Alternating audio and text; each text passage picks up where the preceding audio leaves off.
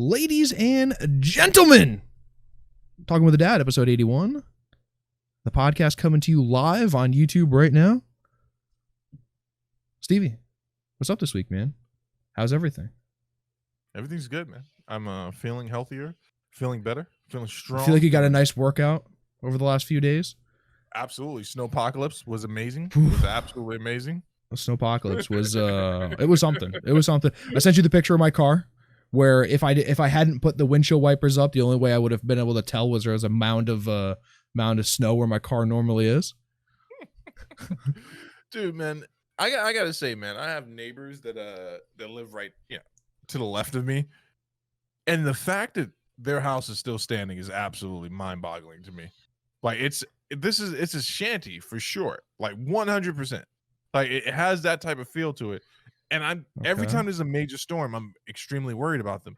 Not enough to go over and check on them, obviously, because they're kind of strange. Well, do you know if they're alive? Have you seen them? Yeah, I've seen them. Or I've seen people that I assume are them. I don't know.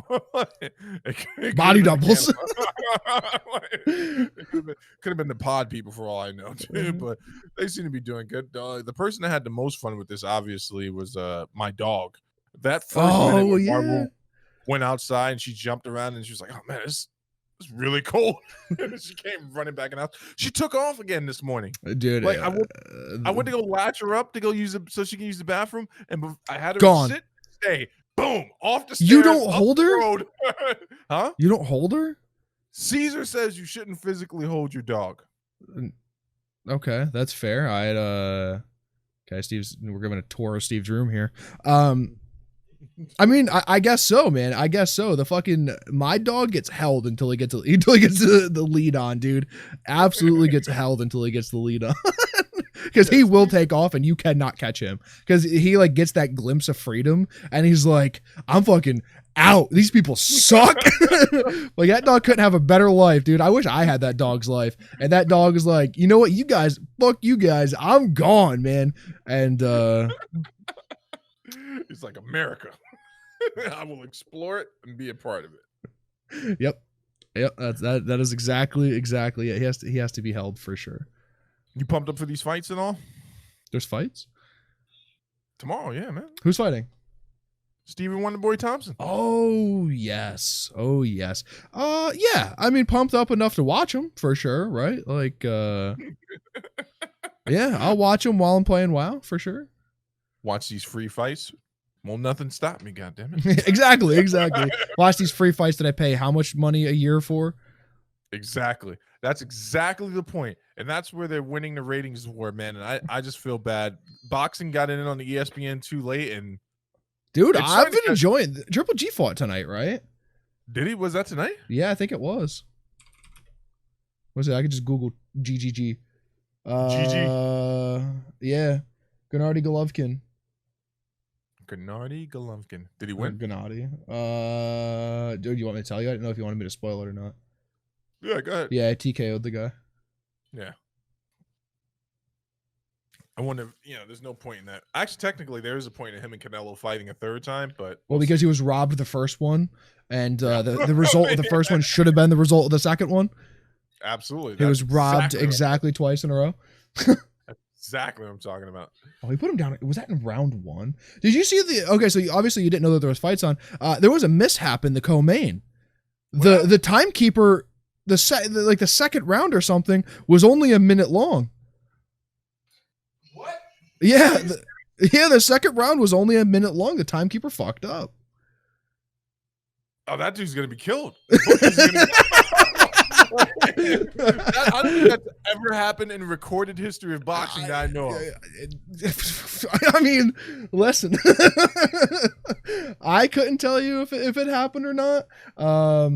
But it definitely did. I saw tweets about it. I saw a lot of discussion about it online. And brutal, dude. Imagine being that guy. Dude, talking about not wanting to be the bonehead, like in those reels when they do those blooper sports reels, being that guy is worse than being the guy that like Jordan dunked on and his penis is hanging in your face. That's the guy who I've always felt bad for in every Michael Jordan poster. is that guy. Getting That's posterized. That's that's what crazy. that's what There's they got to be call. a version of that in hockey, right? Yeah, Like it's called getting it's dressed. dangled. Yeah, it's called getting dangled, where like Yeah. it's a breakaway and you're going one direction and then flip yourself the other, and the fucking goalie just decides to go off in one direction and it's not the right one. Yeah. Getting deked out of his shorts. There's that in soccer too. It's definitely fucking getting megged in soccer. Yeah, there's that in pretty much everything. The shake and bake and racing, you know. The shake and bake and racing. Yeah, that's where you get so like in I know a little bit about NASCAR, but so like they get Oh, they get actual really car close racing. they get really close up to each other and actually touch, right? Because the guy in the back is drafting and he has zero drag on his car, so he'll get up behind him and he'll just ride the bumper and then just fucking zoom around someone. It's super sick. Dude, did you see that? Of course you did. That Formula, I don't know if it was Formula One. The NASCAR car crash and the guy basically walked away from it in Europe. Yeah, it was Roman Grosjean, absolutely.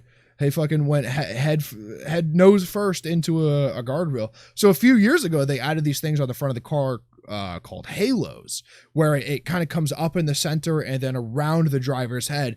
Because before the top of the helmet was like that was it. There was nothing blocking it, and Right. they added these halos, and they're super structurally sound, and it hit right on the halo. It literally would have decapitated him.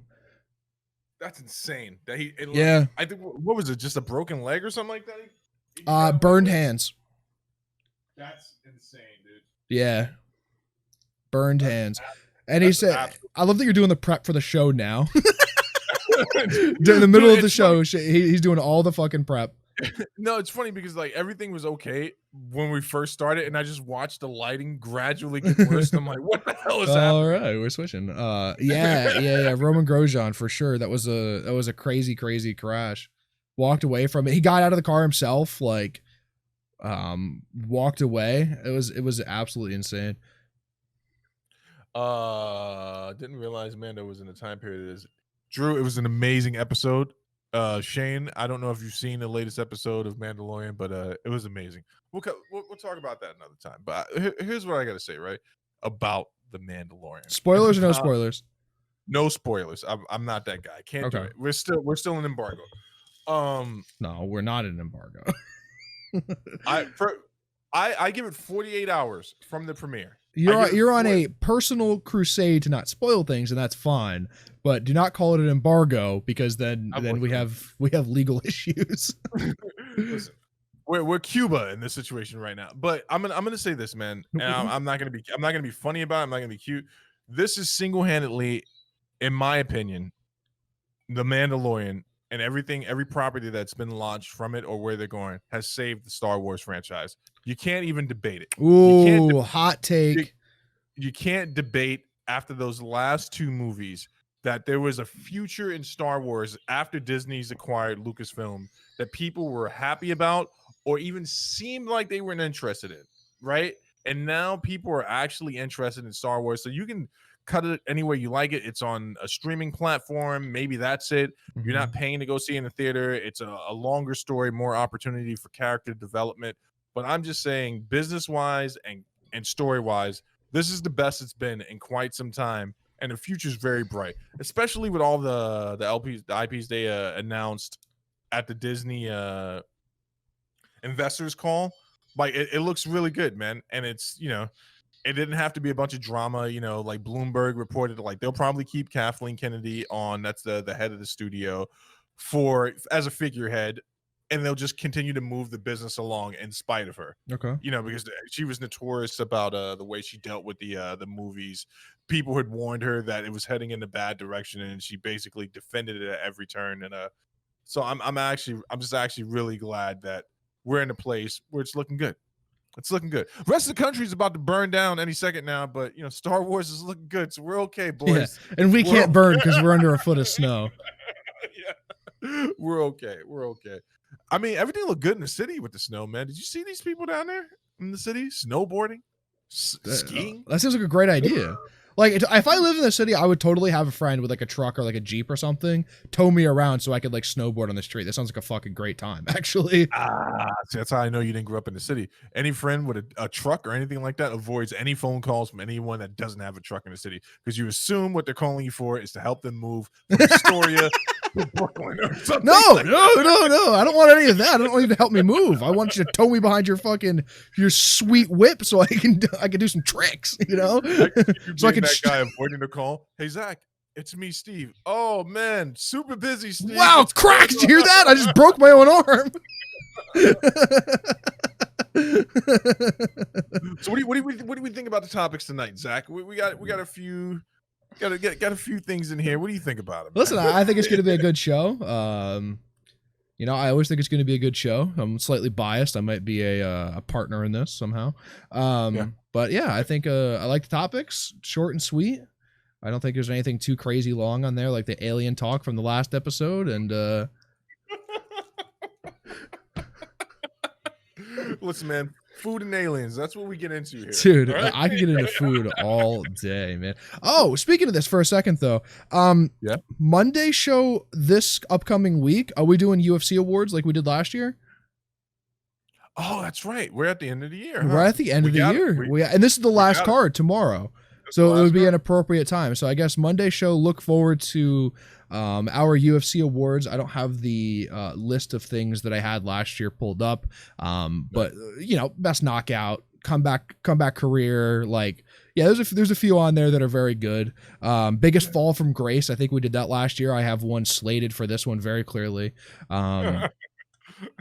I won't. I think I know who it is, but I won't. You absolutely know who it is. Everyone does. It's not a secret. So look forward to that. Any of the UFC fans out there, make sure to tune in with the live stream on the YouTube channel. And yeah, if you're an audio listener, just fucking keep chugging along. Keep downloading the episodes. Re-listen to the episodes. We need you to re-listen to every single one of the episodes 3, maybe 4 times weekly.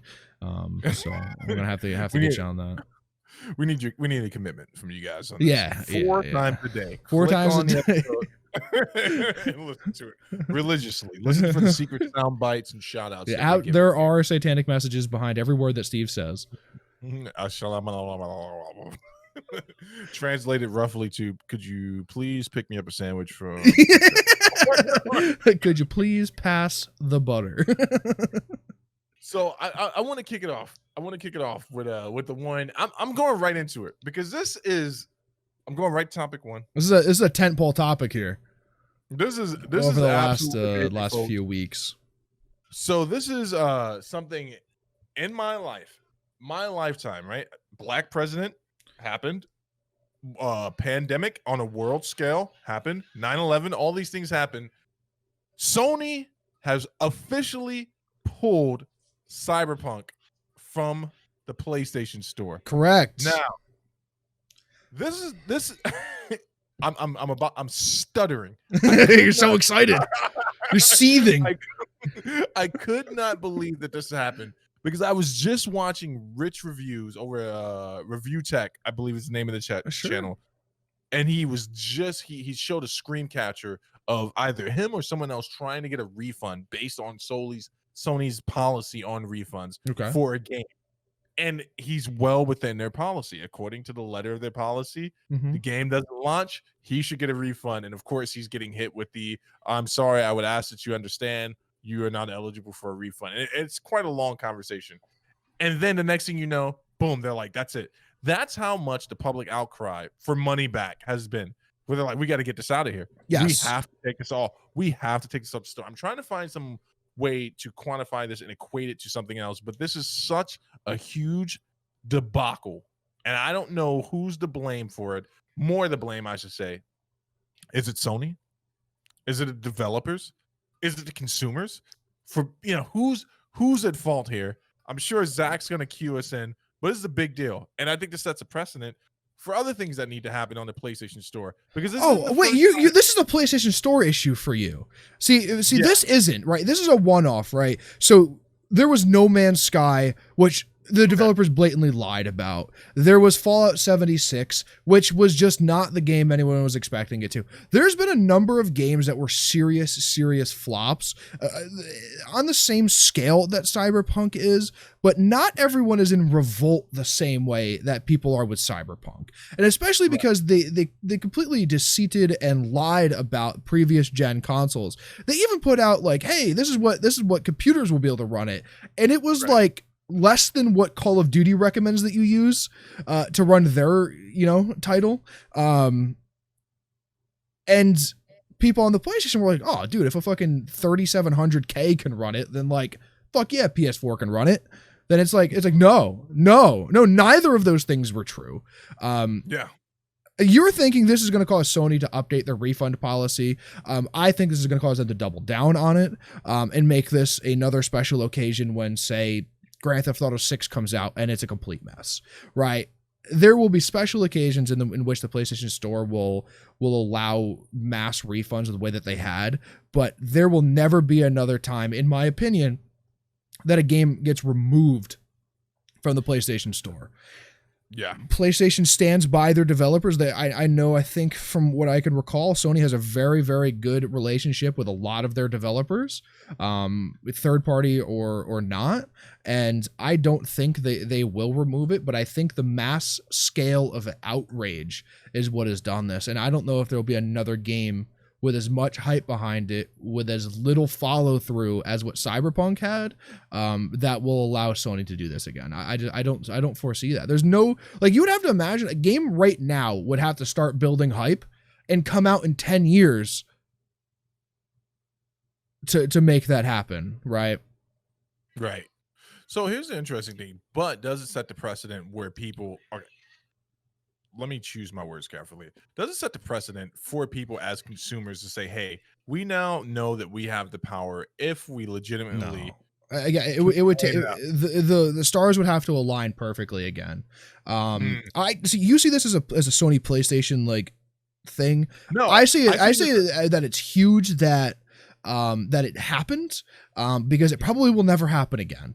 No, I don't see it exclusively as that. I see it as a byproduct and a result of what happens when you abuse consumers. I see it as something that's happened in a snowball effect where too many games have gotten away with being released in I'm trying not to curse, but I lost the bet. An unpolished state. Yeah, sure. I think that people will not accept that. But I also think that people will push developers even harder, right? I don't think most people see this as, hey, we need to be softer on these developers and give them more time. It was, hey, these developers need to use their time a little bit better. This game has been in development for 8 years, and that is very uncommon in the gaming industry, right? Games are in development on the long end 4 years, right? And you can't start building PR and hype and buzz around a game when it's not even in a state that you could call like alpha testing or pre-alpha testing, right? They started when they bought the script to Cyberpunk, they were like, there's going to be a Cyberpunk game soon. And then they're like 8 years later, it still seemed rushed, right? Like, I'm curious on how long and how much effort was actually put into Cyberpunk for the first 7 years. That's what it seems like to me, is where they're like, hey, we put a release date in 2019 and, well, it's 2019 and we haven't started yet, like they're all sitting around eating sandwiches like, should we be doing something right now?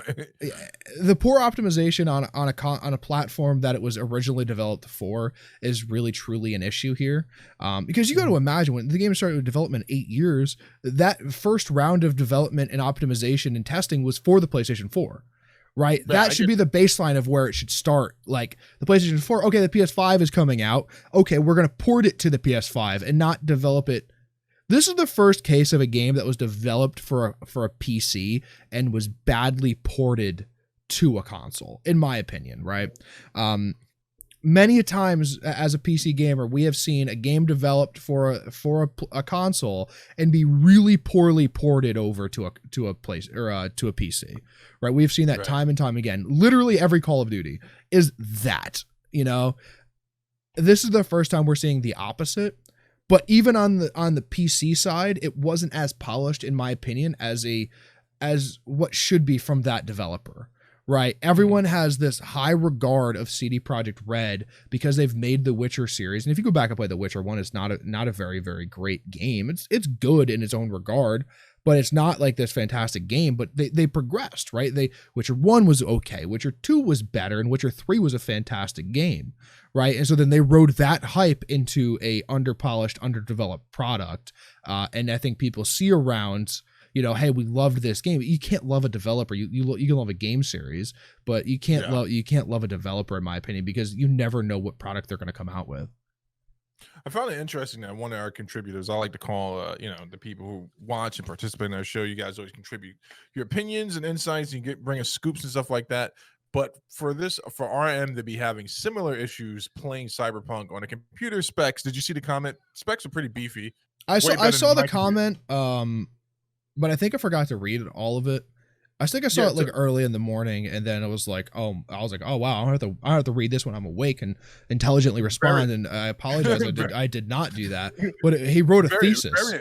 Very, very, very insightful. I love that type of engagement. Sure. And apparently experiencing some of the similar, if I'm wrong, RM, please correct me, similar things that people were experiencing on PlayStation 4 with the computers. Sure.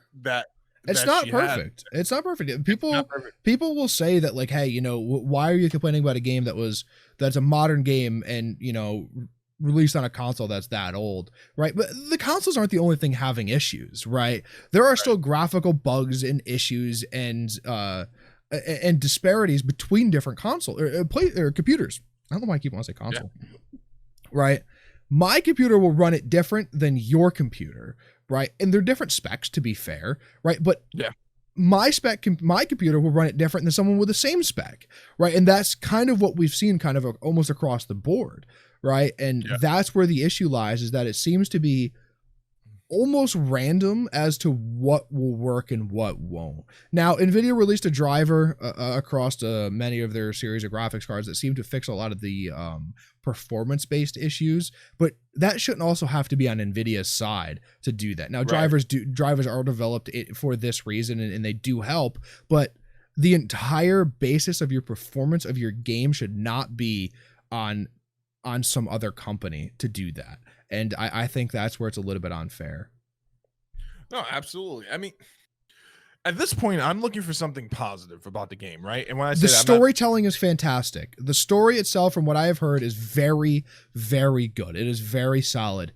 If you could look past the pop-in, if you could look past characters falling through floors, if you can look past the fact that you can't do anything within the world without the cops absolutely destroying you within the next few seconds, right? There's a number of things that have very, very serious issues in the game, but the core, that little nugget in the center where you actually are looking through and playing the story, from what I hear, could be considered the best story told in video games. Really? That is what I've heard out of a number of people's mouths who I respect. Really? I know that no spoilers on the game. I haven't played it, but I know there's some big reveals in the game or some plot twists that people have really enjoyed. And sure, apparently Keanu's character didn't disappoint. This is one of those things, man, where on a level where I'm empathetic to people who were looking forward to this game. It's like, and when I say looking forward to it, right? Like, I mean, in a community sense, like, you want to buy something, you want to be able to play it, talk about it with your friends, and just really nerd out on it, and to be robbed of that experience. For some people, obviously there are other people I've seen around the internet who are like, I'm having a great time, no issues. People are having a fantastic time, and your experience may vary, right? And that's the issue, right? When you release a game, now the way that people perceive your game will be different, but the way that the game performs on similar platforms should not be. That should be the constant in which your game is running on. And unfortunately, at the moment, the Cyberpunk is not doing that. It is struggling and thriving across many different things. I saw a case of a guy who has a PS4, a first gen PS4, said he bought it when the console came out, and he's like, I've been playing Cyberpunk with zero issues, and I've enjoyed myself thoroughly the entire time.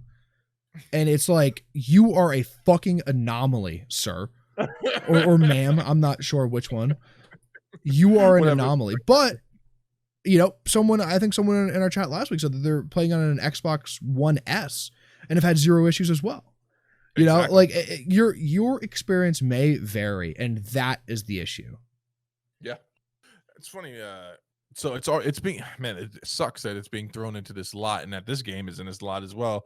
It's been put next to Avengers and Anthem in the Yeah, conversation so of even worse than those two is No Man's Sky and Fallout 76, and I've heard it compared to those two quite commonly. But the good thing about being compared to those two is No Man's Sky is maybe the best comeback game of all time, right? And it right. released and it was in this really, really bad state. And like they called them out on a bunch of the bullshit that they said. And like they were like, yo, you know, the universe is so vast that you know, there is multiplayer, but you may never see another person, right? And then like 30 seconds later, like two different guys were like, yeah, no, we're standing on the same planet looking at the exact same thing at the exact same time and we can't see each other.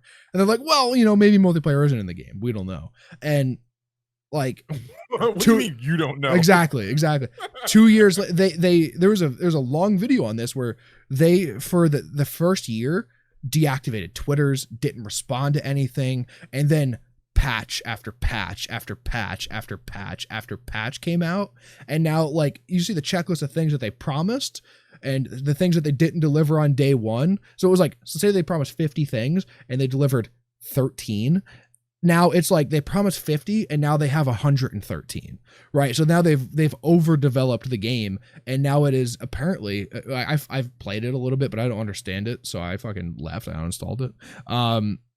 They, you know, they say that it's a very good value for your money and time now. Yeah. You know what? I feel that way laughably about Avengers in regards to the Kate Bishop DLC. But that's only one thing. That's one thing, right? Amongst the myriad of issues that game has had, one good blip doesn't redeem it. Hold on for a second. The issues that the game has had has been content. So that's the primary issue. There aren't widespread. I mean, there are a lot of bugs in the game, but nothing where it's like the major complaint is there isn't enough to the actual campaign, Sure. and that the multiplayer, it's redundant. It absolutely is. There's no other way to cut it. When they came up with the word redundant, they had forecasted this game many months ago, Sure. right? It's lazy that when I go to run a mission with Zach in Avengers, that we actually run through basically the same lair, right? The same aim dungeon or whatever you want to call it. And it's that same thing over and over again, right? That's lazy. Now, the one thing I will say is that when they released the Kate Bishop and I played it, I killed that in like a day, maybe a day and a half. So how much time do you think it added to the game? Probably added like another, at best, 6 hours. Okay. At best. It's so you're looking at 18 hours total for the game so far. Yeah. And they had to release a DLC to get it to that point. But what it did, dude, so the positives that came out of the Kate Bishop DLC is that it did something that I think a lot of people who are used to reading comics are used to. It expanded the story. So now you see that there is a plan. There's a larger arc, but they would have been better just releasing those back to back. They did fix a lot of the glitches in the game, and then they did something really weird, like old school Street Fighter weird, like Street Fighter Butterfly Edition weird. They previewed something that we know they're going to do with Captain America in a glitch. So they had this moment where they had Cap holding Thor's hammer like he did in Endgame, and someone screen captured it, put it on Twitter, and they're like this is a glitch, but it's still here. And it's not a glitch in the sense where he's holding the hammer instead of his shield. It's he's using it with the mechanics that Thor would use the hammer with. Like the animation is dead on it's optimized for a Cap. And like she's like, the guy's basically, I don't know if they released this early and I'm the only guy that's seeing this, but he showed at least 15 minutes of it. And so now we know that that's something that they're going to do in the future. At any rate, in regards to Cyberpunk, clean it up, man. Clean it up for the PlayStation 4 people. Clean it up for the PlayStation 5 people. Actually, Sony, activate your goddamn NVMe slot. What's the wait for it? What do you? I had forgotten about that, and that is hilarious. Unfortunately, the Kate Bishop DLC has not brought back PC players. No, it has not. I'm the only one. I came back. 30-day average is less than 1,000 still. So I'm the only, me and Pete are the only ones playing it on PC. I would probably say that is correct. Me, Pete, and that other guy that keeps trying to get into the lobby with us. Anyway, any other parting words of wisdom for Sony? How they were you surprised that they I have did no this? no. I have no parting wishes for Sony. Sony did the correct thing here. Sony has nothing to do with the development and release of the game. Let's be fair. They did the correct thing in removing it and issuing refunds. So I have no parting words for Sony. I gotta tell you, I keep looking at topic 5, man. I saw it early when you put it on there, and it's genius, absolutely genius. What do you mean? It is. We'll get to it eventually, but I have many words to say about that topic, and it is not genius. None of them are genius. None of them are even good. It is all negative. No, that's not genius. The way you typed it out is. It's just, I'm sorry. It's if you've seen this in any other setting, any other context, I would laugh. But I'll let you read it aloud, man.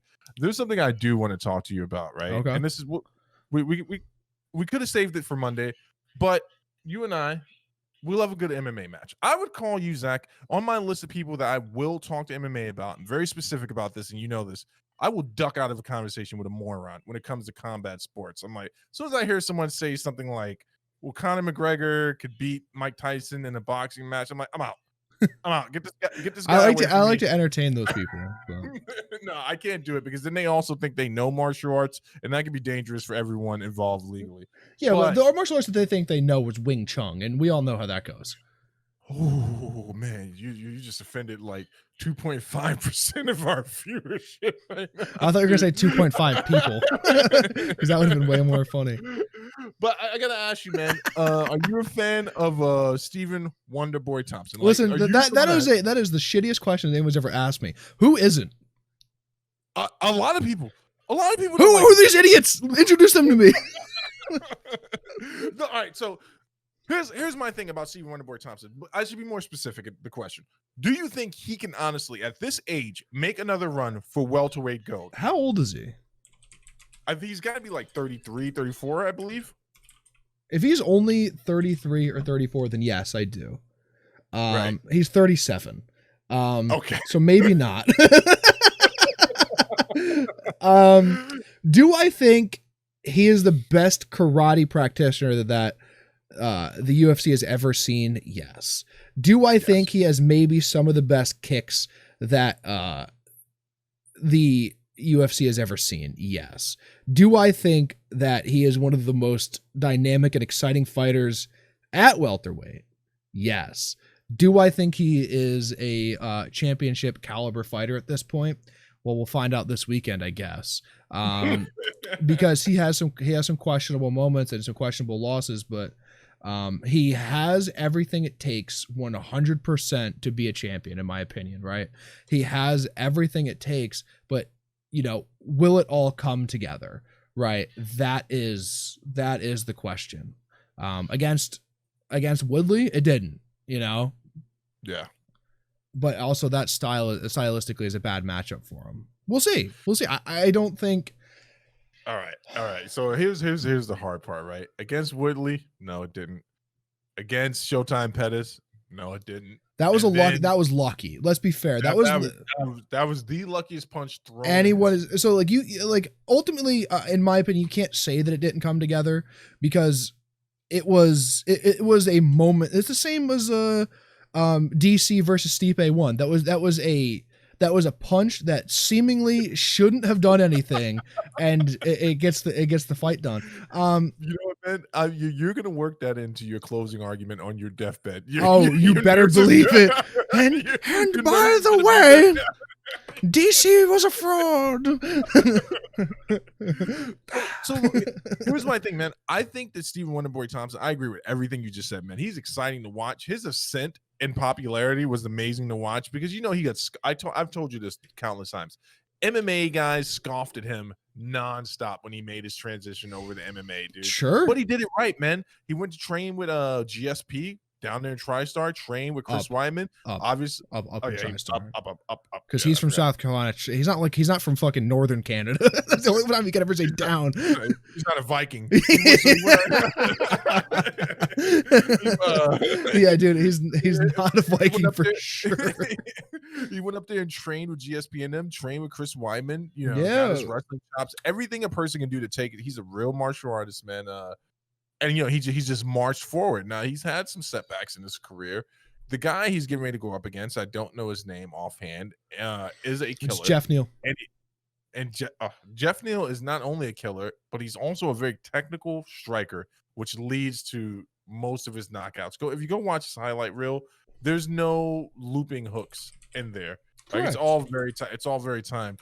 But again, Stephen Wonderboy Thompson has taken guys like this apart most of his career, right? There's a huge skill gap between him and most of the other strikers. And yeah, pure striker. I think pure striker. Look at what he did to George Masvidal. Like, if you ever want to go and see Jorge Masvidal, I call him George. It's, you know, that was an internet name for a long time, but I am afraid that he will show up to your house. We have a lot of the same political views, so I should be fine. True. I'm like, Jorge, let's talk it out. It was all fake, man. It was a stolen election. He's like, yeah, it was. He just sits down like, agreed. Agreed. Do you have any food here? I'm gonna stay here for a few weeks. Is that okay? Yeah, stay wherever you want. I honestly think welterweight's not for him anymore, man. I think that if I was him, I know that middleweight's a hard call, especially when you got a family member in the division. But I think he has a better chance at middleweight. I just have this feeling, man. I don't have any data to back it up. I just have a feeling he does it better at middleweight and has a better run. But we'll see how he does, man. A lot of people are already counting him out of this fight. I don't think that's a very smart thing to do. No, I don't count him out of the fight at all. I think he's definitely a gatekeeper for good reason. I don't mean that in a disrespectful way, man. He is a guy that if you want to prove that you're good enough, go up against Stephen Wonderboy. Very few people call him out. Very few people have ever, and he doesn't call anyone out himself. No. Very few people will call out Wonderboy, man. And for very good reason, because he's fucking dangerous.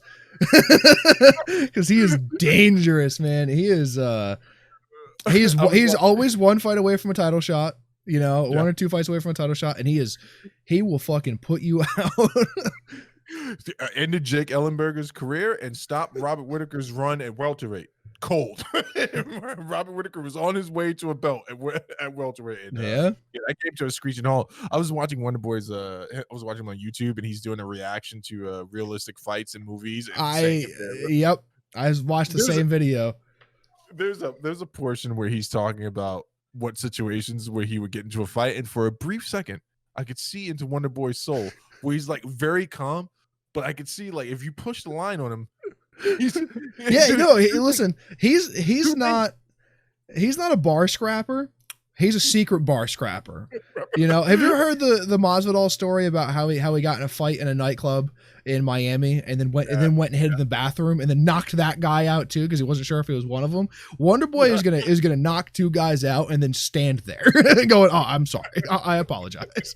There was also one where he's like, "Well, if we're in a street fight, I am going to kick you in the nuts first off." And I'm like, yes. he said, if you have jewelry in your face or I'm ripping it out. When you fight me, he's like, I'm ripping it out. I'm ripping it out. I think that's absolutely amazing. And also he knows that Steven Seagal is a fraud, so he's okay. It's so funny.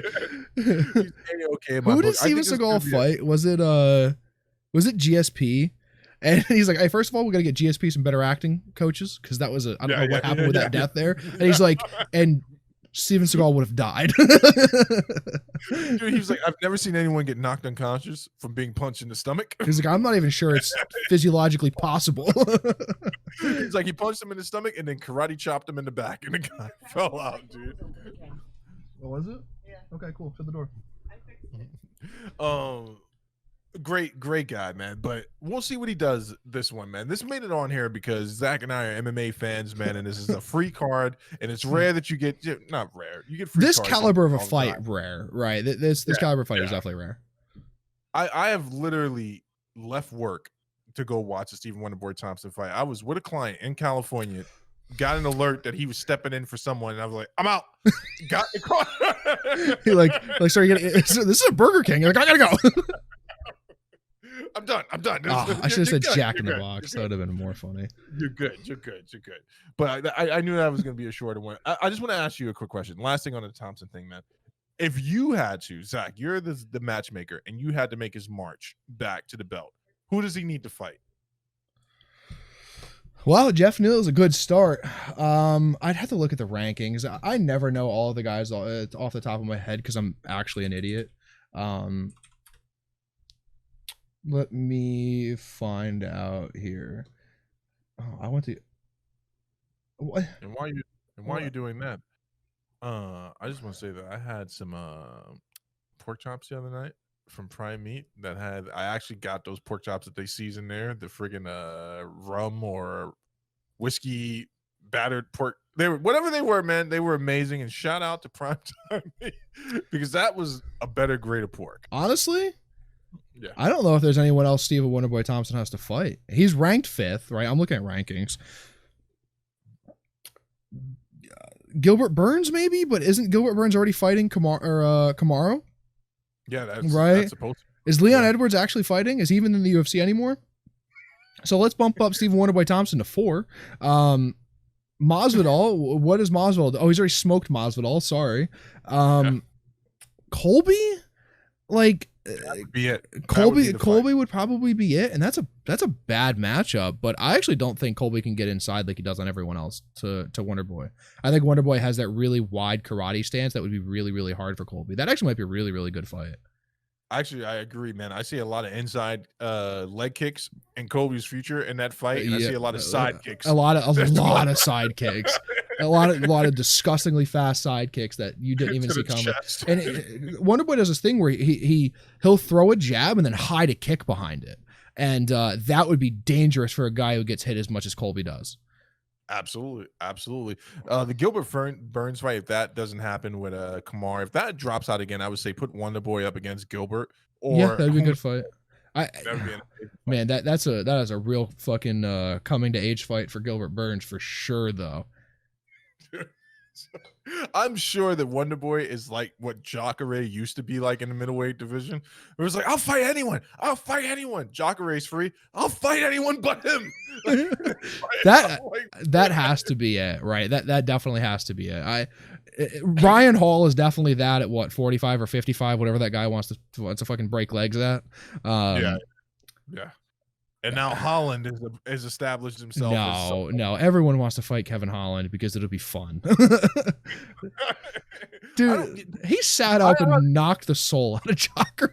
Did you realize that Jacare's legs were behind him when he was punching him into the freaking mat? And I'm like, oh my God. I'm like, dude, you bet that guy into a C. Honestly, man, clean striking. I would not mind if they had him fight Wonderboy at a catch weight, somewhere between welterweight, and I have him smoking Wonderboy though. There's something really about that. You think you like Kevin Holland that much? I like his skill set that much. There's something about that straight cross on the button down the pipe. Yeah, it's just clean, right? It's fundamental and clean. He's ranked 10 now, by the way. Is he? They bumped him into the rank? Up 5. Yeah, he was 15. Whew. That's probably pretty fair. Yeah. You know, what is he? What is next up for Kevin Holland? Hermanson, Brunson, Gastelum, something like that. Skip right over Uriah Hall. The hell with Uriah Hall. Oh man. Because I'd love he's ranked 9. I'd love to have him on the show. He seems like a very good guy. But in this aspect, I'm sorry. Actually, Uriah Hall might be a really fucking hard fight for Kevin Holland, actually. Now that I think of it. It depends on which Uriah Hall comes out. If it's a Uriah Hall that kicked Gegard Mousasi's head clear into his own body, then that's a bad fight for anyone. That's a bad fight. That is a bad fight. All right, so I'm gonna let you direct, man. I've taken the first 2. You pick him now, man. You pick him now. I like your shirt, by the way, bro. The pack shirt? Yeah, I like that, man. PAX East, what year was it? I don't know. 2016. I'm surprised I still fit in it. Listen, There's a few topics coming up before we get to my topics. I only added 2 topics. Listen, sometimes I don't add any topics to the shows, and sometimes I add all of them. I have no idea what's going on with these next 2 topics, so let's just blaze through them. What is Neverware, and why did Google acquire them? I didn't even Google. I didn't pre-look this up. I wanted to hear it from you first so I can make any sort of opinion based off of what you tell me, and All right. I won't read into it any more than that. Go ahead. Set me All up right, for something funny. So it's not funny. It's just interesting that Google did this. Neverware came up with an OS called CloudShare, which is based off the Google code, based off the Chromium code and the Google Chrome code. And that you could use this. It was free, just like most Linux distros. You can use it, put it on an older computer, get that revitalized older computer. Started being used in schools and a few other nonprofit sectors. People love it because basically they were just giving it away. And here's the big deal about it. Google's known about it. They've had no issue with it at all, and they haven't had an issue when they acquired it. They recently acquired, and they say, hey, you know what we're going to do is not only are we going to acquire this, but anyone that's had it pre-existing, you're going to get upgraded to the full version of the Google Chrome OS for free. Okay. Out the box. And they're just going to do that. And they're going to continue to support any nonprofit or business organization that was using this in a nonprofit capacity for that free OS upgrade, and continue to offer the support. And I just thought, in the year of 2020, where there were a lot of crappy things going on, a lot of horrible business practices, and it's Google, man. There's probably something on the back end I'm not going to see here. There are some demons. There are some skeletons in the closet of this deal for sure.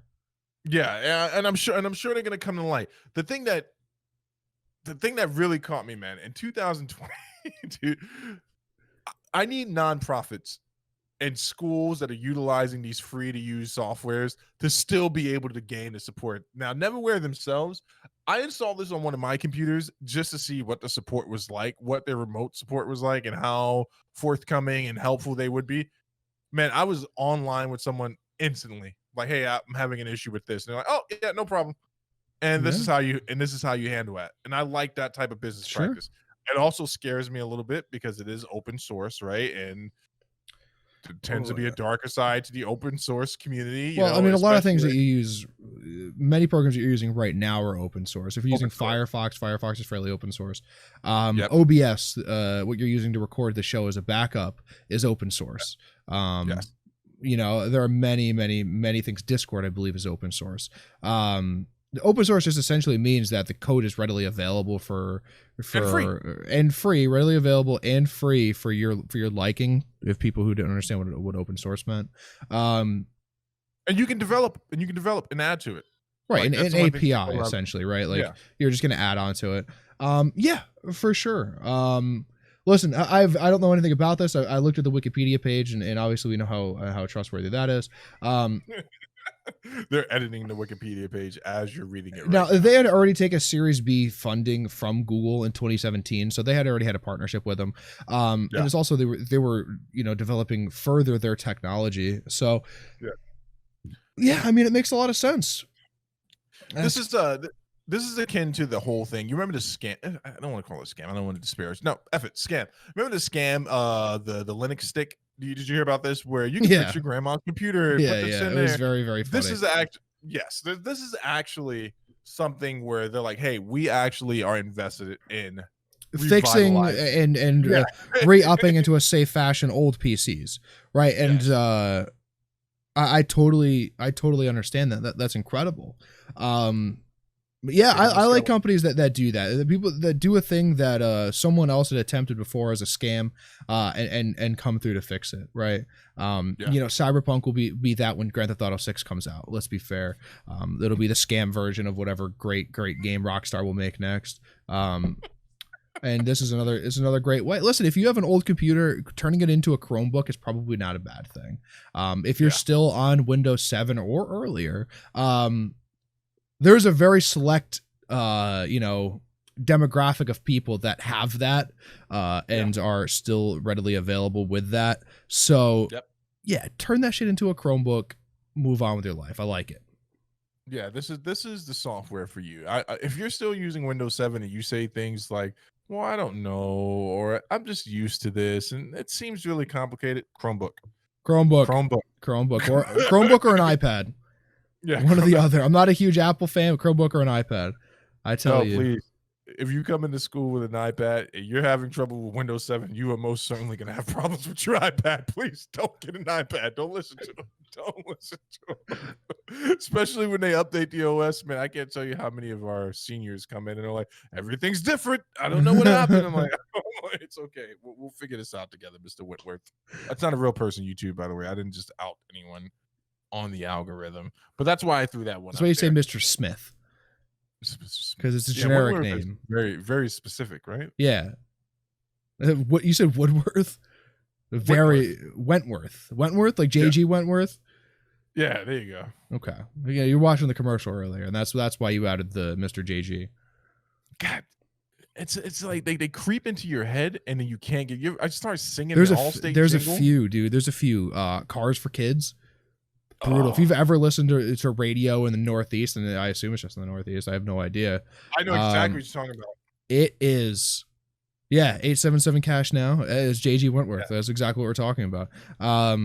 And the Cars for Kids one, man, that one fucks me up every time, dude, because it's stuck in my head for at least a week after, and I have no idea what they're doing. I know they're a 503c nonprofit because the child says it in there, but I'll tell you something off air about them, and that's as far as I can go. I'll tell you. I know you get a tax write-off. I'll tell you, and you're gonna be like, not surprising. I already know how. I already know how you're sure, it's some sort of Ponzi scheme. You turn one car in, you have to get other people to turn cars in as well, and then you move on. You know what I want to do one of these days? I want to call maybe on air one of those signs you see up on the road. Steve buys houses or something like that. See how far we can take that. Dude. And just give him like a fake address. Yeah, it's over on Pineapple Court. Yeah, it's right off of fucking Bikini Bottom Way. And then they actually show up to that location. They find it in America. They're like, we bought this house. We bought this house. The people are like, what the fuck? My family's lived here for generations. My name's Steve. And I buy houses, man. All right, sorry. And then this is obviously big news in the world today, right? The cyber attack. Have you been following this development at all, man? No, I was very curious. I thought the cyber attack was a Cyberpunk play, on Sony attacking the poor developers of Cyberpunk. But I then realized that the topic one was already about Cyberpunk, and I didn't think we were that deep into trying to milk Cyberpunk for all that it is. Listen, at a certain point, is diminishing returns. If we keep dragging on the game, people are going to start coming after us and turning. That is fine. That is fine. I welcome that. It bolsters viewership. I'll start dissing anyone just to get that going. I'll go full Tupac in a second here just to bring people. No, this is a thing that happened, man. The actual cyber attack. So it's funny that they use these terms and the hot button topics on CNN, Fox, MSNBC, trusted news sites, all of them. Apparently, there was what they are referring to, or what was referred to by a defense representative, a cyber attack on America's infrastructure that rivals, it is their version, our version of Pearl Harbor. And that's what they've been saying all day. Now, you know how the news goes, right? You see the banner and it's like cyber attack, possibly from Russia. Cyber attack. But yeah. Oh, I saw something about this like 2 days ago. Yeah, and it really ramped up today because, obviously with the transition of powers going on in the country, people are saying that no one's taking it serious, but they're not really saying in what regard, what makes it so dangerous, why it was so dangerous. That's what I keep trying to look up and trying to figure out. I need to get past the trigger, the button words. Go ahead. Have you ever just looked up cyber attack and seen the images that come up from it? No, is it good? It is exactly what you think a movie where they're like, all right, we got to go hack this thing. That is exactly what you think. So here's one of the real issue with this, right? The U.S. electrical grid, East Coast, West Coast, top of Maine, Texas, and I believe that is the entire U.S. electrical grid, and I think DC is on its own as well. if that were to be compromised during a specific time of solar flare-ups or solar winds, I believe, the entire eastern seaboard, western seaboard, like whatever you want, like the center of the U.S. could just be without power for an indefinite amount of time until that infrastructure was rebuilt. That is potentially what they're worried about. Hoover Dam, essentially, open the floodgates, flood whatever is down there. There's a few different key points that would be very, very crucial that, from what I understand, and I know very little about the government infrastructure around important key positioning and power locations, it is very outdated, like Nixon era outdated. And that is the alarming part. If that were to happen, then, clearly there would be many, many lives lost and, many people without power. But, what do we know about it, right? Unfortunately, as a standard civilian, I have no idea. Right. So that's where we're at. So they definitely, I'm reading the article, it definitely references the thing about solar winds. And then also, hackers also access systems at the National Nuclear Security Administration, which maintains the U.S. nuclear weapons stockpile. Okay. So that's all right. So as far as big deals go, that's a big friggin' deal. Now, here's where it becomes a big comedy. I wish I didn't send you that meme the other day of the guy sitting at Starbucks with the glowing shoes and this, with the hair pointing up, and he's sitting in front of the computer. Send me that. I sent you that. You definitely responded. It was in the text, and I was the meme goes as such. Hackers in movies be like, I'm in, and it's just some crazy guy. Yeah. And I responded with time to hack. Yes. Yes. That's what I keep seeing every time this comes up. We're in a flux as a country right now, man, because here's another interesting thing that's going on, right? There are a few things that happen back end when they inauguration and the transition of power that need to happen. And one of those things is the nuclear codes. Now, I don't know how true this is, but if it is true, and it's being reported on by the major trades, that we still do a physical handoff for the codes, I get that. Maybe it's for security, but you're telling me it has to happen on that day? Like, there's no other day these two jamokes can't meet up and do that physical handoff? Like, it happens that day? So, I mean, yeah, I have no idea. Paper is always much more safe in today's day and age than that. But, dude, we don't, again, as civilians, is another, I'm going to preface this as civilians, we don't know exactly what the nuclear codes even would consist of, right? Absolutely. Is the code fucking pineapples, right? Like, is that it? Or is it a string of hexadecimal, sequences that change randomly every X amount of time, right? That is, what is it? We're not sure. Right. Is there a physical handoff? Oh, I'm sure. And it's probably a ledger, right? And it's probably a book of things, and it's probably included with a number of things. Yeah, I don't know. They could say that it's fucking Tuesday, and then everyone shows up on Saturday, and that's just like a red herring, right? Like, absolutely, there are many things within the government that when they say something, I would not take at face value. The handoff of the nuclear codes is probably one of them. The book of information that you get when you show up day one, and they're like, all right, here's all the location of the aliens. Here's where this is. Here's where that is, right? Like, that is stuff that we just don't fucking know about, right? Like, could you imagine day one showing up? They're like, all right, so here are the aliens. The demons live here. Dinosaurs are definitely coming back. The lizard people, by the way, they moved into the basement. We're not sure why they're there, and we can't get them out. And the comet is getting closer, so you probably want to get on. Oh, and also, here's the internet, and it's just like a penny holding two wires together, and you're like, oh my god. But I guess technically Biden's already been through most of it, right? Being a VP, but you really kind of just no. I mean, he would have been briefed on a lot of these things. I think obviously there's one VP that was briefed on everything, and that was Cheney. He knew more than anyone else. Still does. As a dead man, and he's dead, right? Is Cheney dead? I don't think Cheney's dead. I think Cheney's dead. I think Cheney's standing behind me right now. But here's the thing, man. So this is one of those things that really trips me out about our infrastructure and also other industries or private Oh, here we go. sectors in America. Good Like the chicken. fact that they just started upgrading some of the guidance systems in NASA's ships. You know, there was a point where your car had more sophisticated technology in it than most of the shuttles that were going into space, and that Still, really just the stuff that we went to the moon with, like your cell phone is like infinitely smarter than that, right? oh But yeah, we also absolutely. didn't have the infrastructure then to support something like that, right? It was all done by math and like pure math, like Ooh, um pure man. yeah, it's the best stuff because like when you're like, okay, so we're spinning at this speed and this is where we want to go and we have to launch at this angle, so this time is the way to do it. Like, you know, everything down to a meticulous level that allows it to happen, right? That is Right. better than a computer algorithm that could potentially be wrong. Right, like fucking Jimmy in accounting was like, all right, fuck, put a 2 in there, but actually put a 20 or a 22, right? Double hit, you know, put a 0, like whatever the case may be.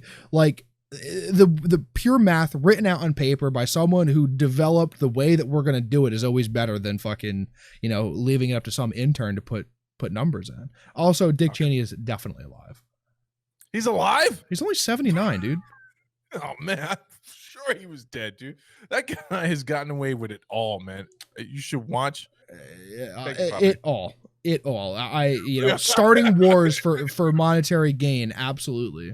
I think that is peak fucking supervillain. so. I think that's a good point. I think Cheney and Trump will go down in history as two people. So there's a lot of stuff that I'm just laughing at now, but I'm laughing nervously, right? Like I just laugh at like I'm in danger. like there's a lot of stuff going on right now that I'm just laughing at nervously. But also, it's funny to see on the opposite spectrum of the Russians attacking us, quote unquote, cyber attacks, that we're still up to our same old espionage tricks when it comes to Russia. So remember, I falsely reported that Putin, there was a poisoning attempt on him last week. I got that entirely wrong. Putin attempted poisoning on probably a journalist of some sort, and that's why I tend not to say Putin's name. Yeah, if you say it too many times, it's like that other guy's name. I won't say it too many times in front of the Beetlejuice. Oh. No. At any rate, so apparently, come on, that's a good Beetlejuice reference. Fuck you. That's such a bad movie. It's so good. No, because it was like that was a good Beetlejuice reference. But if we go further, then you figure out who I'm talking about, you'll say it, and then we don't need to go down that rabbit hole. We're in a good podcasting zone right now. What I'm saying is, Putin tried to kill Steve Nieto. I hate you. So Putin and the boys had poisoned some guy who was basically a dissenter of his regime in Russia, right? And they've been following this guy around forever, and they allegedly had him poisoned on one of his last trips. Not allegedly, dude. This is so common fucking knowledge at this point. Wait. So CNN reported on it, right? And Putin, for the first time, responded to a report, and he's like, "Look, if we wanted this guy dead, he'd be dead. That's the that is exactly the case." He's like, but it's funny because the CNN reporter that was in Russia went to one of the I don't know what to call them besides the KGB, remnants, found one of those guys that had been following this other dude around. And she's like, "Did you have a hand in killing him?" And the guy basically closes his door. Dude, okay, to be fair, I would probably have a very similar reaction if someone came up to me and said that. And I damn well know I haven't killed anyone in a while. Like, I'm like, no, it wasn't me. Click. The funny thing was, Putin said out loud after saying that he didn't. He was like, if we wanted him dead, but if we want him dead, he would be dead. But he's like, little rat. He's like, he's most certainly an American plant, and it's just funny to think that America's like high tech espionage. Nah. Old school espionage. It hasn't changed for a reason, right? It is way fucking easier to trace where a ping comes from on a computer, even if it's through whatever VPNs you want it to be, than it is to trace an unknown person. It's about relationships, man. It's about building relationships with people you plan on exploiting. It's exactly. I learned that at a young age. It's about sending pawns into their death, and then finally saying to them, "You knew what this Absolutely. was." Yeah, you knew what it was, and you knew what you signed up for. Take the Exactly. cyanide pill. Yeah, that's what they get Weinsteined. That's what happened to that guy, right? They got the information, And that's it. Yeah, exactly. It's essentially what happened. It was a I hit mean, piece. if we go full conspiracy, I really do believe nothing's going to become of it.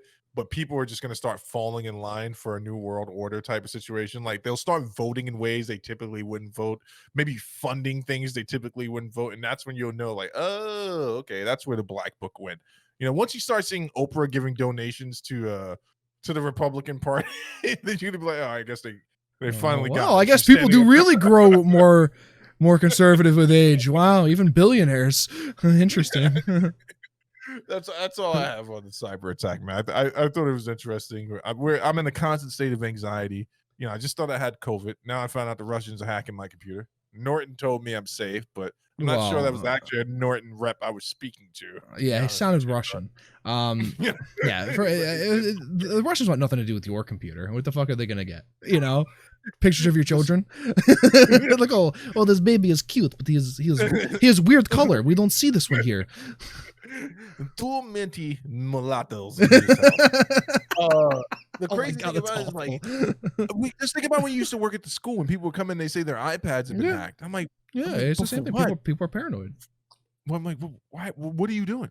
What do you? Oh well, they have the Get outta nuclear codes clearly. Yeah, get out of here. If your thing is hacked, I'll put you out of there. We don't want you to bring it here. Why'd you bring it here? Bring it to the police. You know what, Steve Neto, man? I don't appreciate you outing me in the chat, man. So I knew what it was. We've had this conversation before. Don't say it. Everyone stay cool, man. Nobody move. Nobody move. Nobody get hurt. All right, Zach. So here we are at number 5, man. I feel as if though I was trying to like get you as happy as I possibly could. The entire podcast has led up to this exact moment, where we talk about Twitch band-aiding another issue with things going on that are much more serious, and that they have now banned the use of the words simp, incel, and virgin as a derogatory term. Now, they have come out and clarified that you could use it in a friendly banter manner, because they've become meme words on Twitch. But this is just another instance of Twitch being so out of date with everyone and everything on the platform that they're like, these words, these words are the words that are bad.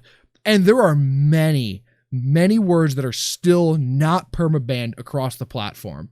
Like, there are words that there is never a case in which that is an acceptable word where they're like, okay, you know what? You can still type that, and we won't block you from typing it.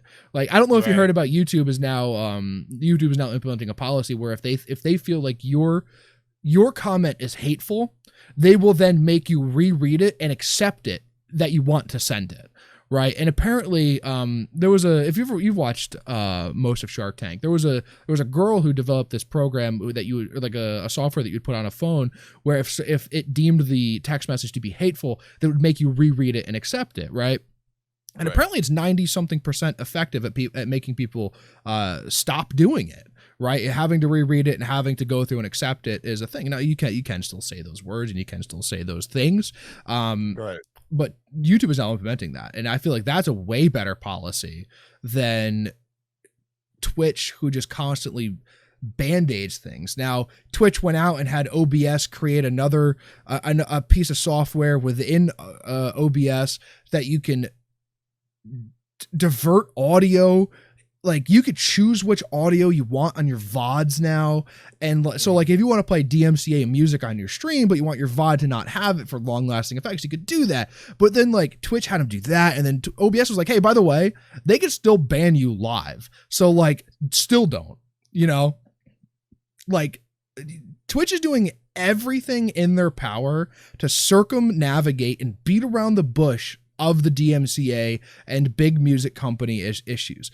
This is a Amazon-backed platform. This is the wealthiest man in the world and most highly valued company in the world backed platform that could easily, if not stand up to, outright purchase the music industry.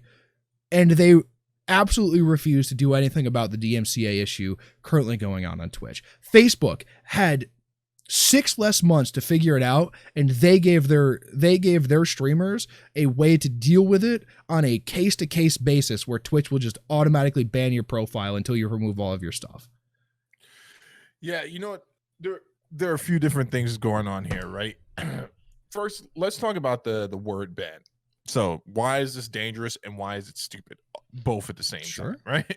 Extremely stupid. You can, obviously, private platform, restrict the way people talk. You can absolutely do that. But all it does is give people the opportunity, and I've been saying this, and it's making me nauseous to even think about it. It just breeds resentment, and it breeds and funnels another type of subculture. So now you're giving birth to the angerers. There's no other word. That's not even a word itself. But these are people who are just outraged and angry about these type of responses to things. 2, you're not going to be able to deal with this issue and change a person's heart. So the reason someone would, and what they're talking about in this context, calling someone a simp, we know what they mean. We know what's going on here, right? They don't want.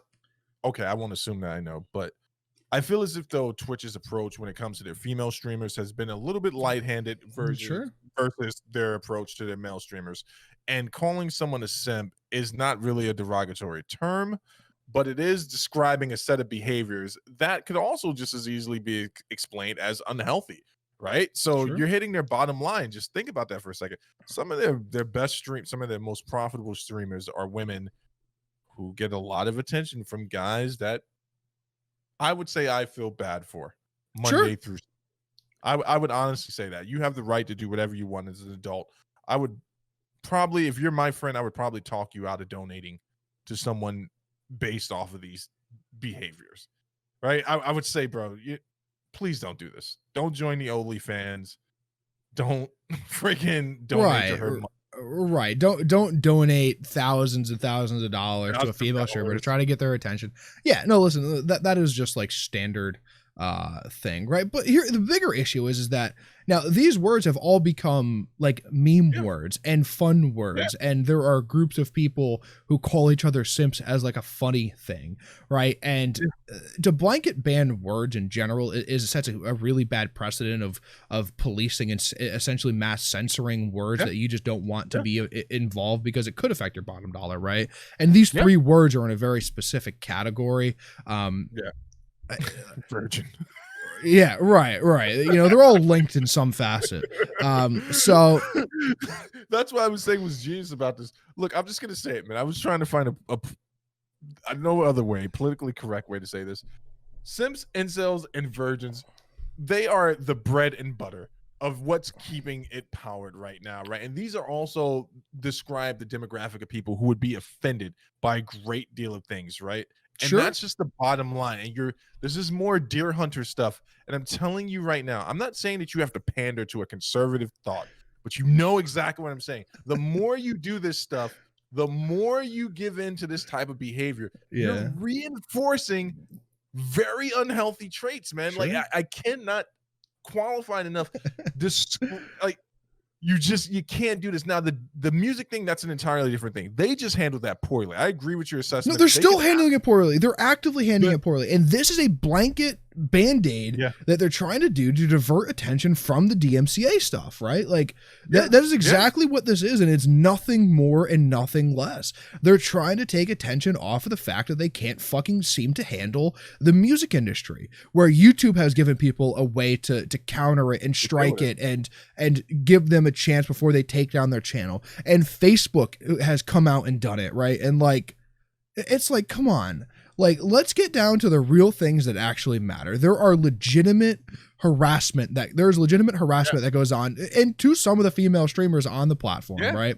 There is legitimate issues with the DMCA stuff. There is legitimate issues with you know, certain people streaming on the platform, right? Like there are very, very big real issues other than banning 3 words that you now at this point seem to deem unhealthy or whatever that you want. And really it's like, well, if we think that these people feel marginalized and don't want to come back, then we lose X% of money, right? Like That's ultimately what it's down to. And it's not down to the fact that it's like, oh dude, if some fucking 100 view non-partner gets banned because they played fucking R. Kelly on their stream, like who cares, right? Like they're bringing us in $1,000 a month, where Summit is bringing us in $150,000 a month, right? And it's like, we don't care about that guy, we care about these guys, and we don't want people in their communities to feel bad and not come back and spend money.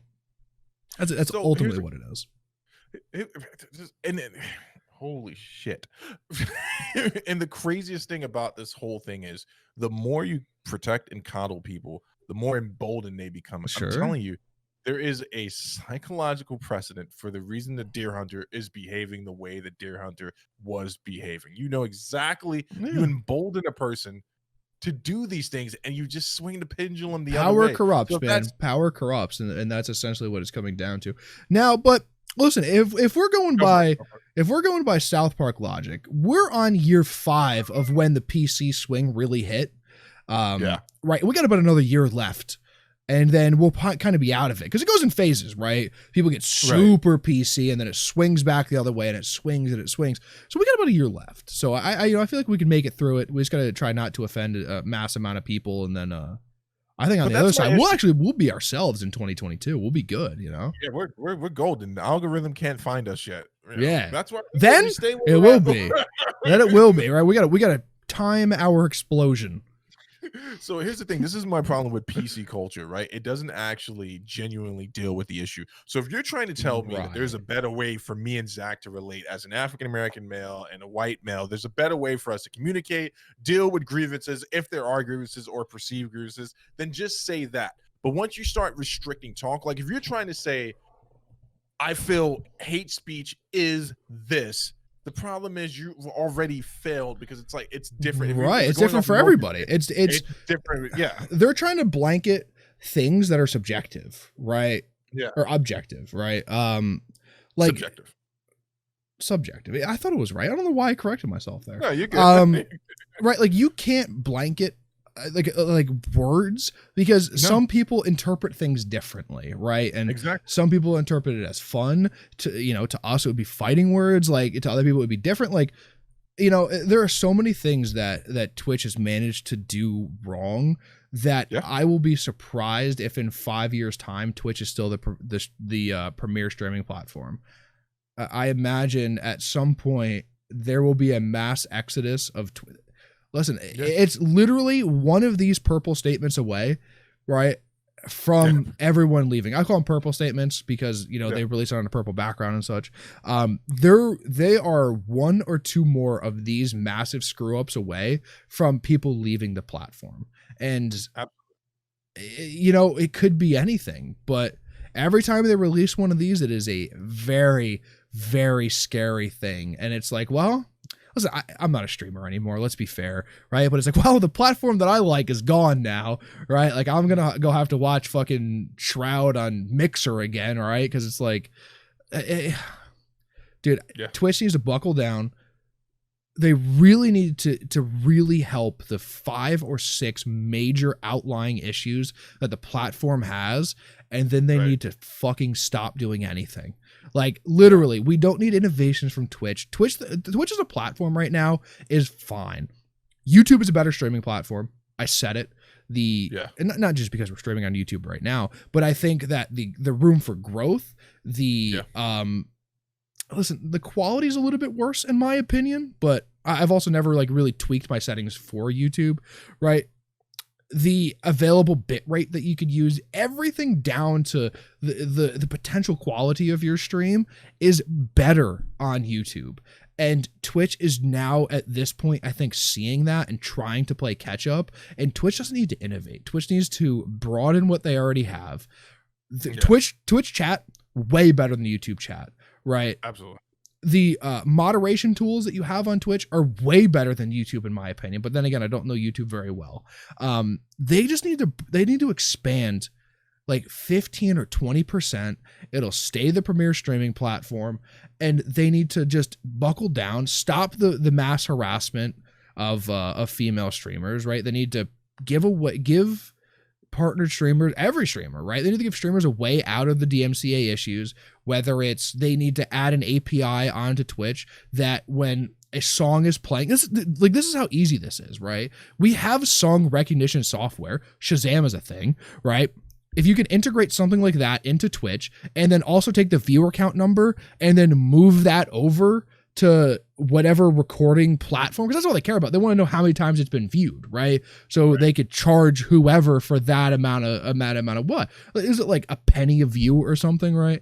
So yeah, they just need to integrate something like that and get the people paid, or just give me a way to like see the strike and either dispute it or then go, okay, well, I want to mute that section of audio or give this portion of monetary value to whoever it's rightful to, right? They need to do something like that. Like let's work on the actual issues and then expand your platform slightly, and then we're good. And then like you don't have to fucking do another thing. You can then Amazon could then turn around and sell it to Sony and bankrupt Sony and then buy Sony back like they've always wanted to and become the evil super corporation that Amazon really strives to be.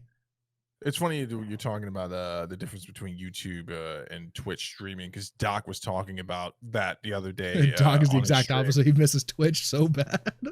Yeah, he's like, I was on the cruise ship and then I got kicked off the cruise ship and now I'm on an island by myself. And I get that. We still know what's going on there. But he was saying the difference with YouTube, he's like, there is no optimized way for a new person to step in to YouTube and go, okay, so here are all my favorite YouTube streamers. They're all listed for me here. They're all the people I follow. Correct. It is. I mean, you can go to YouTube. You can go to YouTube Gaming and kind of, but it's still. But it's still kind of only like it's a second site that no only kind of works, right? Exactly. They need a splash screen, right? Like Twitch homepage, and then Twitch is fucked. Yeah. Right. Let's be fair. And with Fwiz at the helm, like he is, it's only a matter of time before something like that happens. Right. Yeah. Like that's essentially what it is. It's only a matter of time before Fwiz gets in the right person's ear and a change like that happens. And it's over for Twitch. And it really just is. Yeah, it's funny that Facebook beat YouTube to the punch on this one. You can download the Facebook Gaming app or whatever it's called. Facebook Gaming, I believe it is. And again, perfect dashboard. Here are your favorite, most viewed streamers that you watch. Here are the people you follow. Here are some suggestions we have. And even if you're doing it on a PC, it looks optimized. Now, obviously, streamlined. Streamlined is the word you're looking for. Streamlined, right? Optimized a little bit different, but yeah, YouTube streaming is not streamlined. It isn't. I couldn't find a YouTube stream for the life of me. Like I just couldn't. Like, but I can search that person's name. Right, and then I tried to find a Courage stream one day, and I'm like, oh well, I mean, live stream, right? And I look it up, and it's just like, well, I guess not.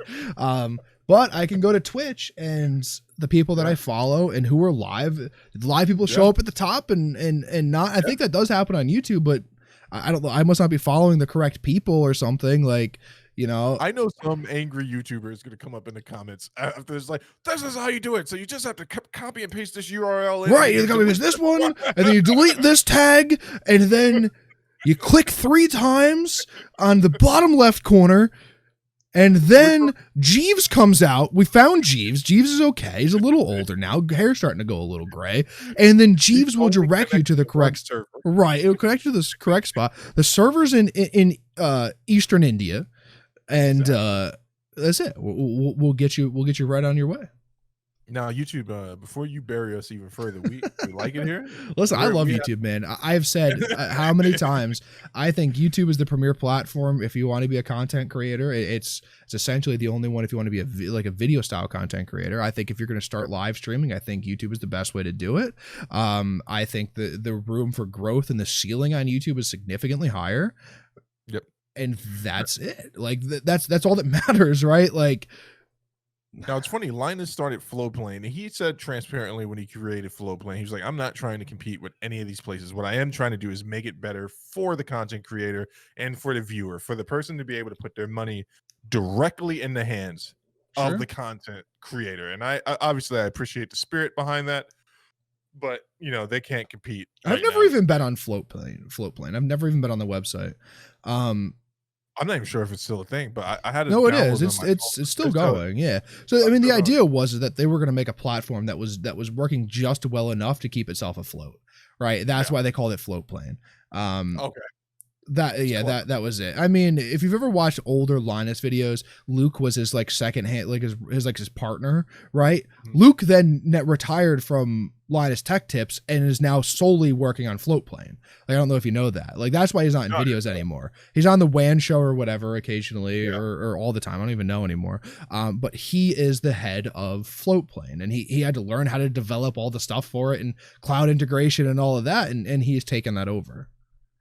That was good for him. He is still on the WAN show. Actually, I enjoy. I miss him in front of the camera on so many other things, I but do it's too. good to know that he's guiding the ship over there for that. The Twitch thing, man. I just want to say one more thing about this, right? Because the pendulum swings back and forth. There is a conservative social media platform called Parler, and this is the exact Is that the one you same tried to thing. give me to download not too long ago? Yes, I did.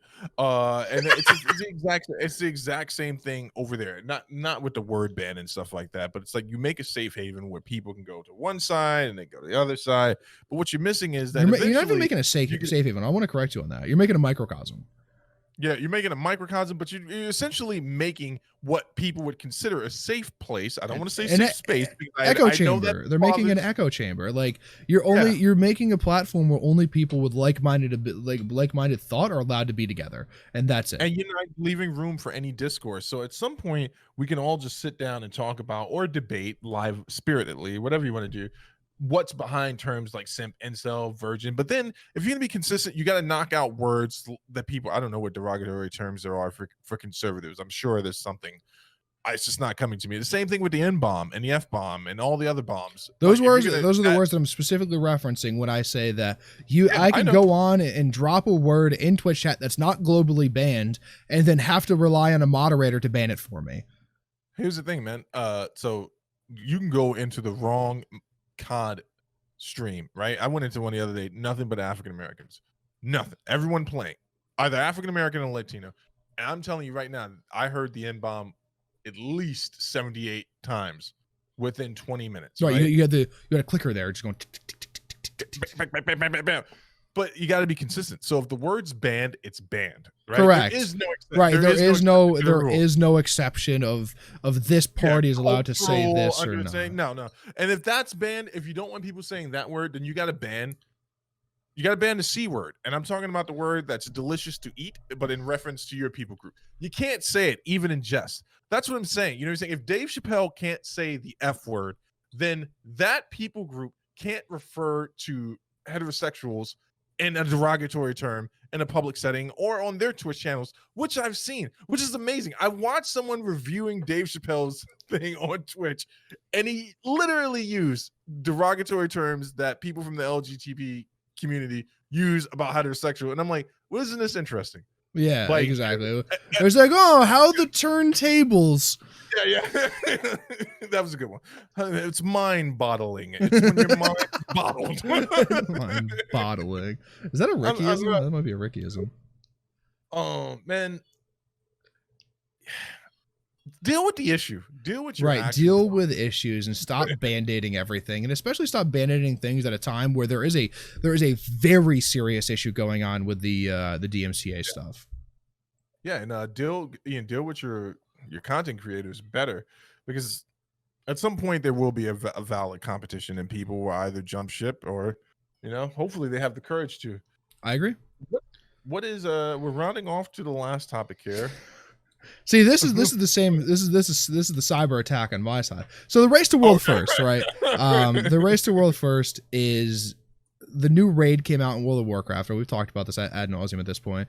But I was talking about this on Monday, where the hardest version of this raid has now come out, and the top players in the world are competing to finish it.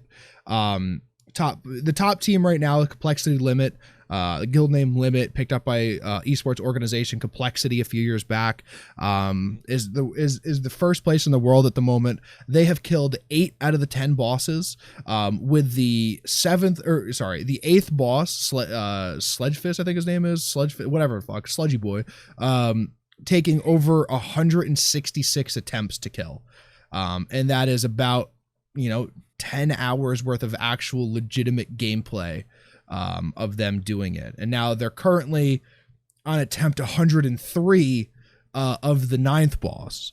So it's just all the top teams in the world competing to finish it, and how long and how arduous and how broken this has been. And it's just fun to watch. Dude, I just get this, when you were describing that, I just get this image of people in like incredible gaming stations, like just everything you could. A bunch of them flew out to Texas to be at the GameStop support performance center, and are competing from there. Yeah, Herman Miller sent every single one of the Raiders. Herman Miller, one of their higher end chairs. There's a sponsor for Herman Miller. Blue Microphone sent them all microphones. Like, yeah, there's Logitech sent them all new stuff. It's a very, very serious event. And I know, that's what I'm saying. I just have this image of like, I can't, not the weird hacker guy at Starbucks. That guy's my favorite. That guy's my fucking hero. I would shoot him if I ever saw him on my property. Like, no questions asked. I just picture people with like these intense rigs and these intense setups, man, because everything you describe about WoW, everything you talk about in regards to these raids sounds more intense than anything I've ever heard. Like, dude, I understand the English words that you're using separately, but together it's all confusing. So on the last boss, they said 167 attempts. They're the only guild, the only team in the world that has killed it. All the other teams are stuck on that boss. The team in second place, Echo, has attempted it over 215 times. They're a European guild. They've attempted it over 200 times. Can't do it. Like, it is legitimately, you have to play it perfect, 0 mistakes, and I like it. That's why they call it progression rating, right? It's like, even if you don't get to a better health number, right? Like, you're learning about the fight. You're learning where the people have to stand. You're learning where they have to be. And these guys are so meticulous on how they play the game. It is absolutely incredible.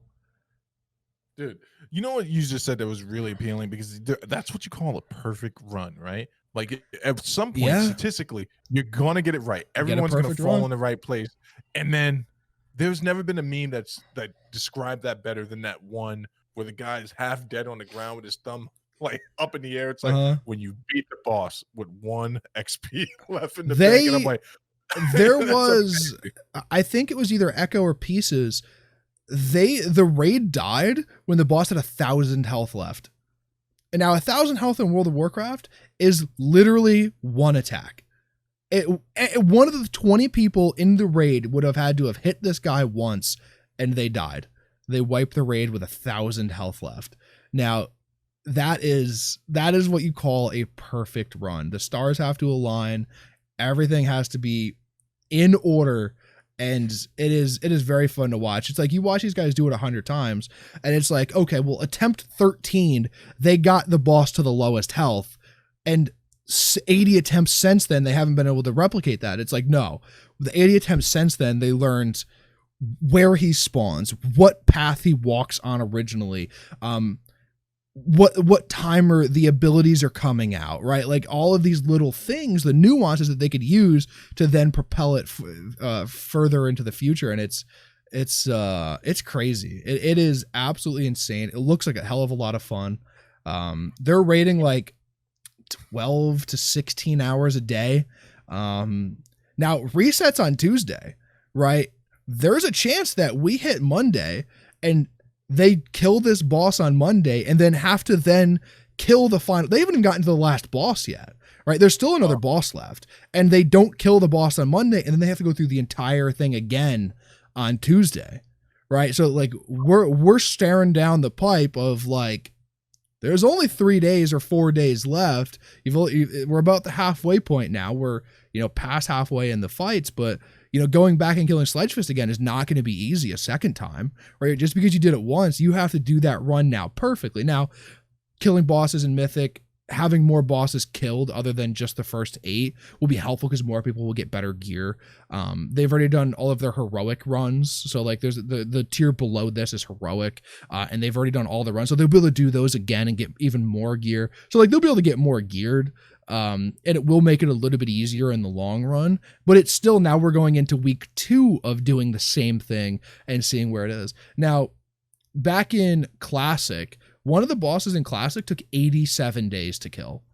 And that is the top guilds in the world, probably raiding 6 times a week, 5 times a week, something like that. It took 87 days for the boss to fall.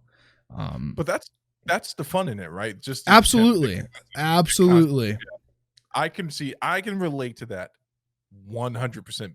People have asked me, Steve, why do you look like you're not having fun playing God of War? I'm like, oh no, I'm having the time of my life. What you don't understand is I'm going to beat this Valkyrie no matter how many times it takes. At least one of these times, right? I'm going to get it so down. This is, remember when we were playing the Division and we just kept getting wiped on that exact same set?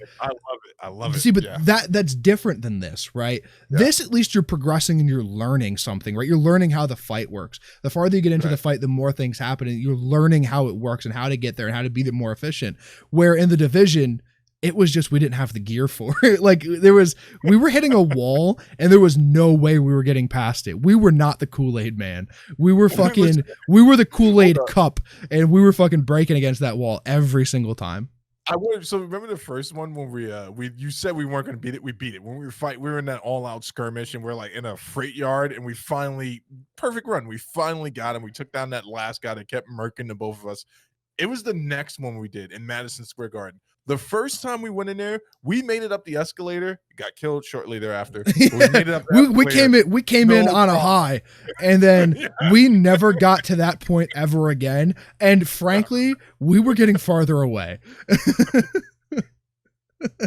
I'm telling you, man. It just, if I could just get the turret in the right place, it's not gonna help. No, that's cool, man. There's one thing though about this, right? With the progression raids, what are the stakes? Any money involved in any of this stuff? So not directly, right? There's not like a prize pool for whoever finishes this first, right? But Limit was picked up by Complexity. Complexity is a very large esports organization, backed by Jerry Jones of the Dallas Cowboys, right? Like, he owns Complexity, right? So they have paid raiders, right? These guys don't have to work. They are paid to sit here and do this, to be the world's first, right? And along with that, along with being in one of these elite top guilds, now they all have pretty large streams, 2, 3, 4,000 people at a time, right? And they're all streaming, and like, so yeah, they're not directly, but yes, there is a level of monetary value that does come from this, for sure. Intense. Nothing has ever been as intense as watching or listening to people talk about WoW. Not even RuneScape. RuneScape I can follow along with, man. Your raid was fun to watch. That's probably the funnest part from a normie's perspective.